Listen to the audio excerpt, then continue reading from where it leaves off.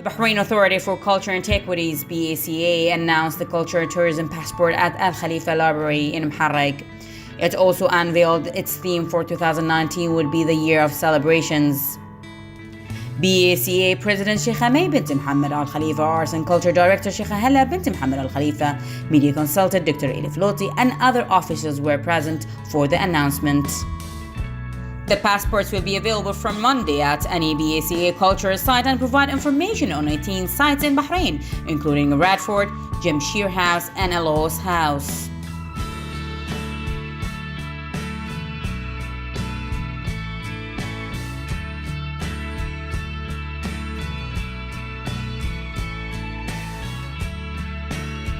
So we're celebrating the new launch of the theme of the Bahrain Authority for Culture and Antiquities for 2019. Of course, there's so many celebrations that are taking place today at Al Hidayah Library in the heart of Muharraq. We are also announcing a new cultural passport, the Cultural Tourism Passport, which highlights so many incredible sites and places to visit. This passport is a second edition and it has been a great success with the communities. It's a great way of allowing the general public to come and to visit so many sites around Bahrain, in Muharraq, in Manama, in various cities. This is a way to say to the general public that there are incredible works and heritage and historic buildings to be visited, to be introduced to. So we're very delighted to launch the Cultural Passport. In addition to that, as I mentioned, it's the International World of Tourism, and tonight we'll be celebrating that at the Bahrain National Theatre with an international gala of ballet, and it's very special because the dancers come from various theatre houses from prestigious institutions around Europe. To finalize our celebration, we have announced our theme for 2019. In Arabic, it is من يوبيل إلى آخر, and in English, we called it the Year of Celebration. 2019 hosts many jubilee, many remembrance of 100 years of education, for instance, and we have accumulated so many celebrations in one publication. And at the Bahrain Authority for Culture and Antiquities, we will be highlighting every theme throughout 2019. I look forward to a great year, and thank you very much.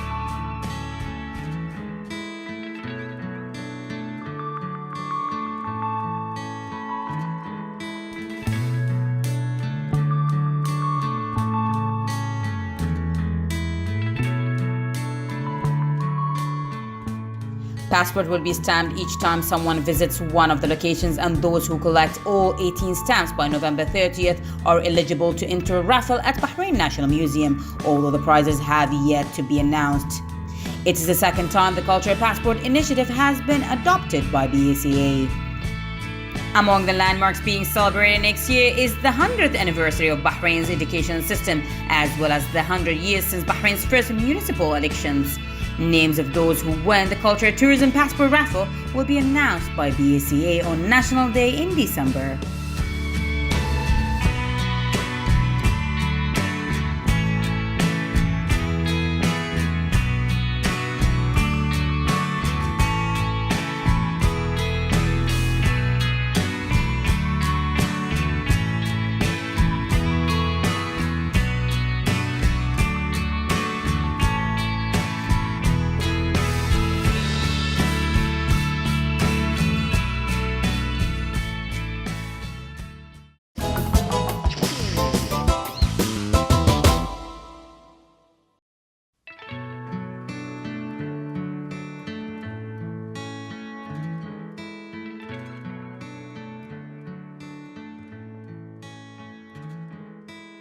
Under the patronage of the Ministry of Justice and Islamic Affairs, the Ahmed Al-Fatih Islamic Center held its annual ceremony to honor the non-Arabic students of the Holy Quran Science Center at the Isa Cultural Center.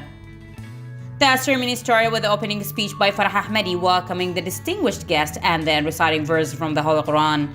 Then the teacher Hanan Adib gave the 10 readings a brief word about the virtue of teaching the Holy Quran, teaching it and its effect on the souls.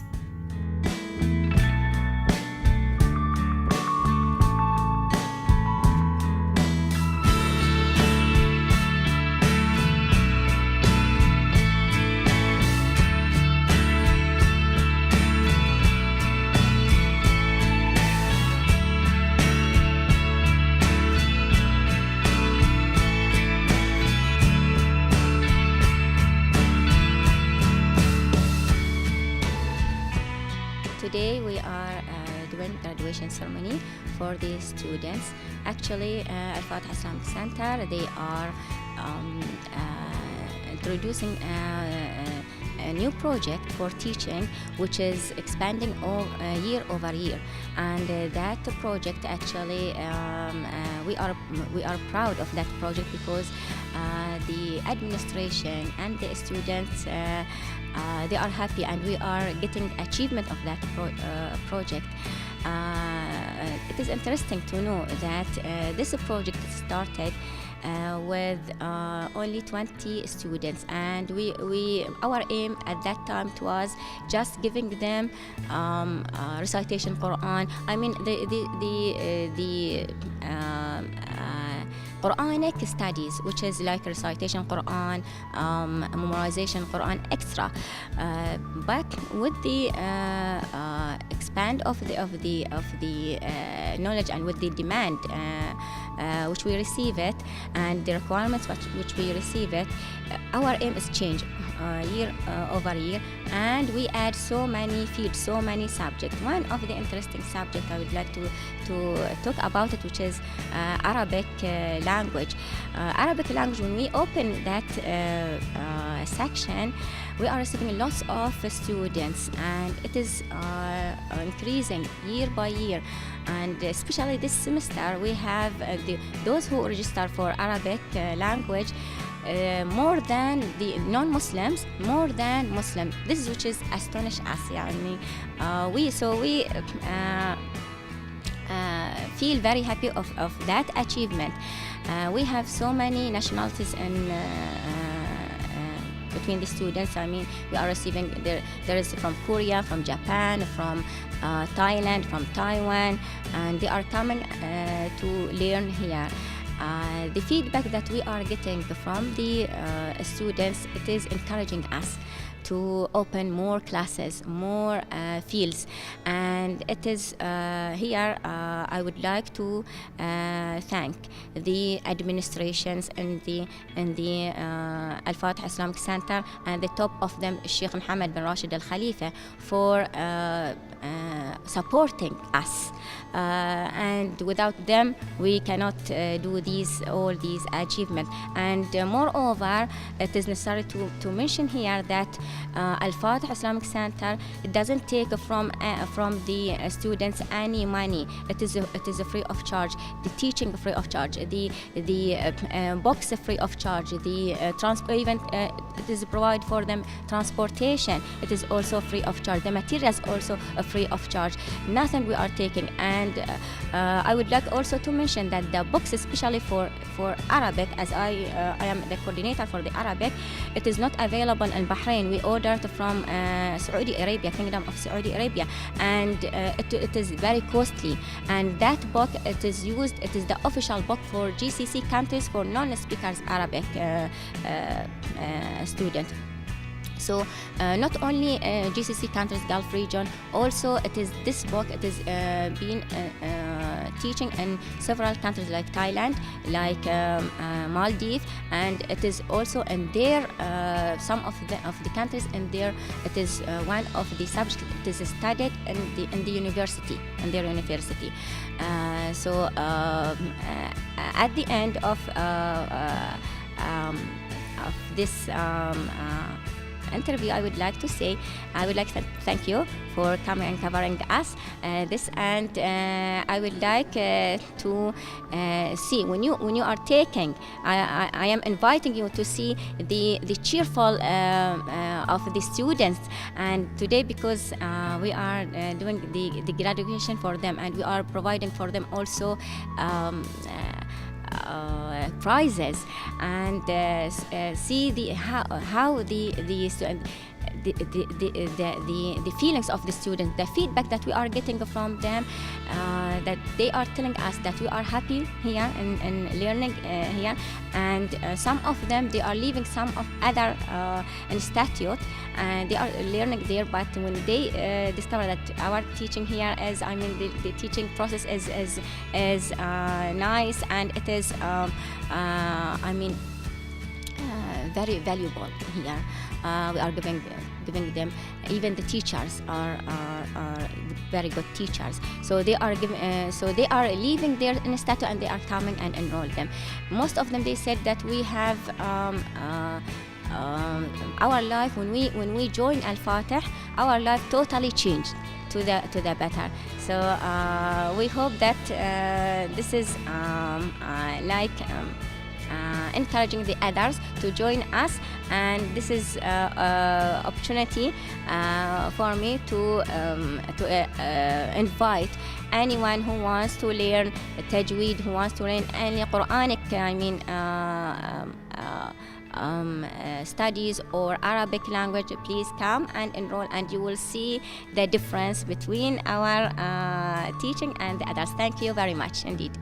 Yes, I'm so glad, it's come to graduation to here, right? Because it's no easy language to learn, but I'm really glad because test was quite hard for me, but yeah, I like quite a lot. Yeah, teachers helping me a lot, they are so nice, even the small thing they can answer me. Especially pronunciations, it's really hard. Yeah, they're so nice. I have started this journey with Al-Fatih for the past 1 year. It's like actually a dream come true for many people like me, because most of us think that once we get settled down with family and kids, it's like a full stop to the academics. But Al-Fatih has proved it the other way around, because yes, when we can gain deeper knowledge in the path of Allah, we can learn to recite the book of Allah in the most perfect way as possible until the last breath. After completing my bachelor's in engineering, I used to wonder, how can I learn something in the path of Allah? But then Allah has bestowed us a blessing in the form of Al-Fatih.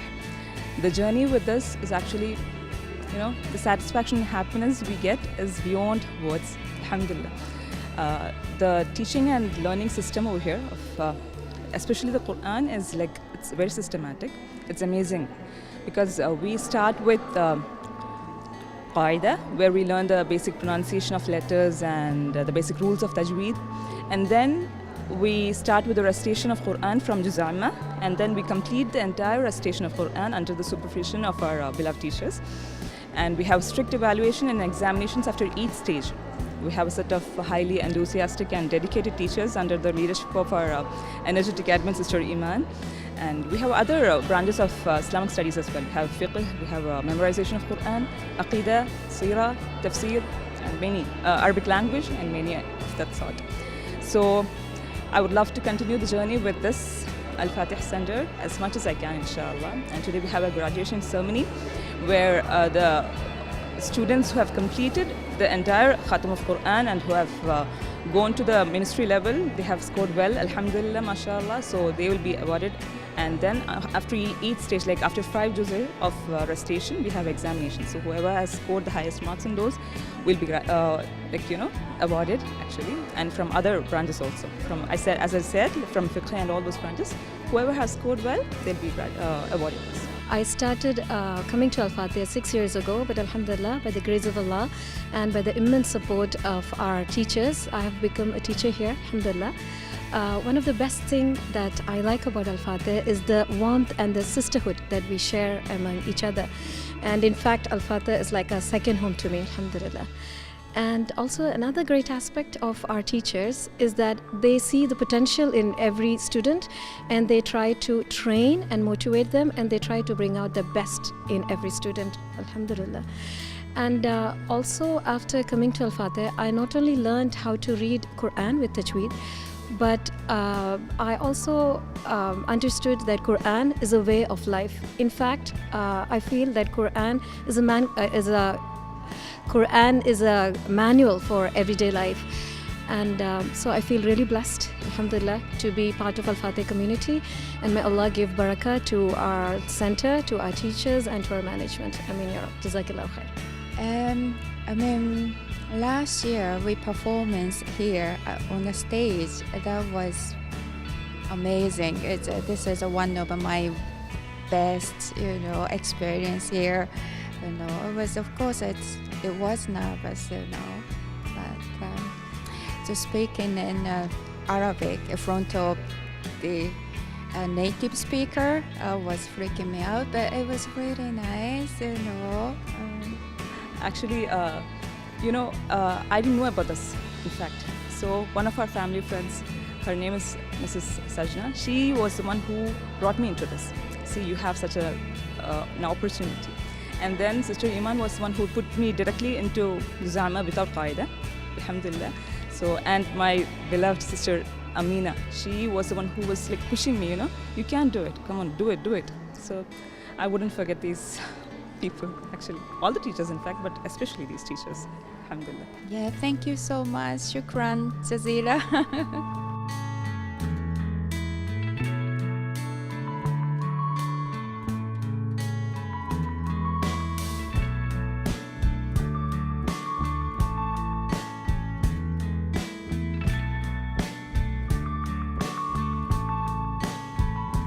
The ceremony also included various sections and shows reflecting what the students studied, in addition to presenting short film about the achievement of the House of Sciences of the Holy Quran during the past Islamic year 1440. At the end of the ceremony, Sheikh Hamay bint Khalifa Al Khalifa honored the students of excellence and the teaching staff.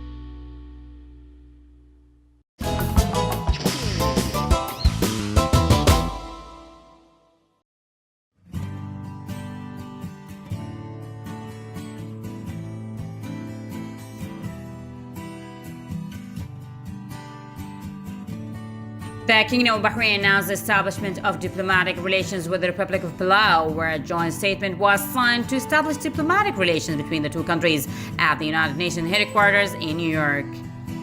This came as a result of the two countries' wish to develop peaceful and cooperative relations in the political, economic, social, humanitarian, cultural, and scientific fields, in accordance with the principles of the Charter of the United Nations and the provisions of the Vienna Convention on Diplomatic Relations of 1961. The Minister of Foreign Affairs, Sheikh Khalid bin Ahmed bin Mohammed Al Khalifa, expressed the kingdom's keenness to enhance its cooperation with the Republic of Palau in the political, economic, and other fields, and to take advantage of the available opportunities to serve the common interests of both countries. The Kingdom of Bahrain also announced the establishment of diplomatic relations with Jamaica, where a joint statement was signed to establish diplomatic relations between the two countries at the United Nations headquarters in New York. This came as part of the efforts of the two countries to strengthen their bilateral relations. The Minister of Foreign Affairs noted that this step will contribute to the development of joint cooperation between the two countries at various fields, and that it will also result in enhancing coordination regarding issues of mutual interests.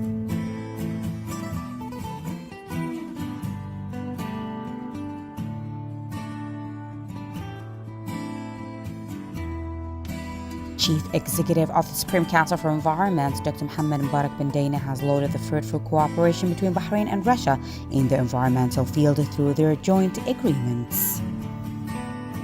This came as Dr. bin Daina received the outgoing Russian ambassador to Bahrain, Rajiv Garev. He commended the tremendous efforts exerted by the envoy to enhance bilateral cooperation and coordination in various environment-related fields. He also discussed with him a number of environment issues of common interest, wishing him every success in his future assignments.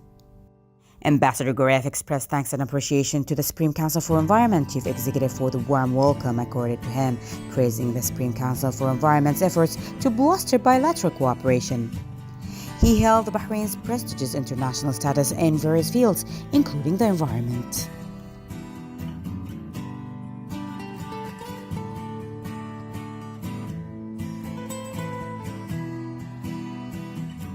Bahrain Aviation Regulator Civil Aviation Affairs (CAA), in cooperation with Bahrain Airport Company (BAC), the operator and managing body of Bahrain International Airport (BIA), is said to markedly improve the airport's landing safety procedures and efficiency following the completion of the first phase of an Air Navigation and Instrument Landing System (ILS) upgrade. The initiative is in line with the Ministry of Transportation and Telecommunications effort to ensure that the Kingdom's air navigation system meets the standards and requirements of the International Civil Aviation Organization.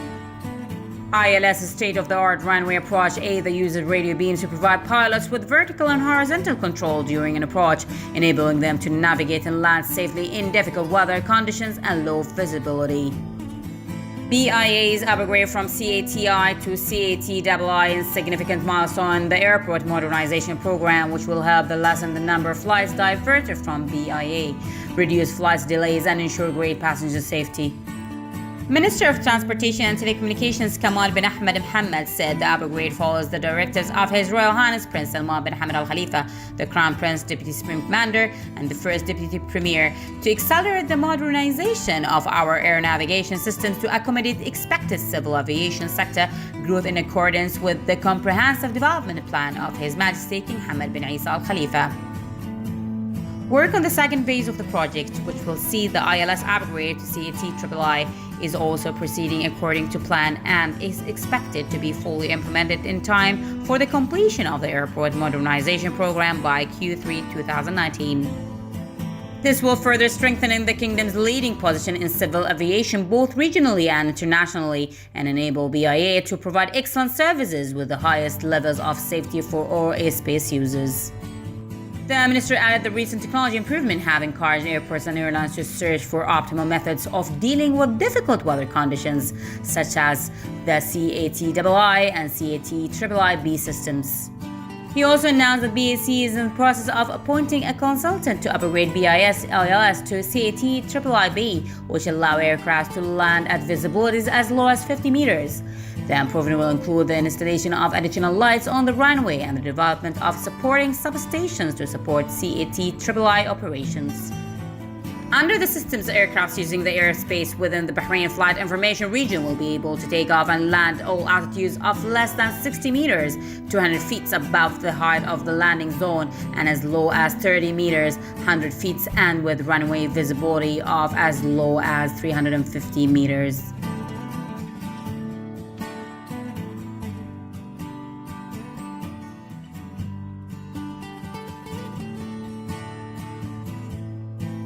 Labor and Social Development Ministry Assistant Undersecretary Sheikha Aisha bint Ali Al Khalifa received Libyan Ambassador Fawzi Tahir Abdel Ali and briefed him about Bahrain's social care and rehabilitation for people with physical disabilities as part of Pan-Arab cooperation. She stressed the importance of exchanging expertise and successful practices in order to enhance the provision of services for people with physical disabilities. The Assistant Undersecretary underscored the key role of community partnership between the government and the private sector to meet the needs of the category of people with physical disability and enable them to contribute to building their nation and developing their society. The Libyan diplomat commended the standard of government and private services which are provided for people with special needs, hailing Bahrain's pioneering services to integrate the disabled into society.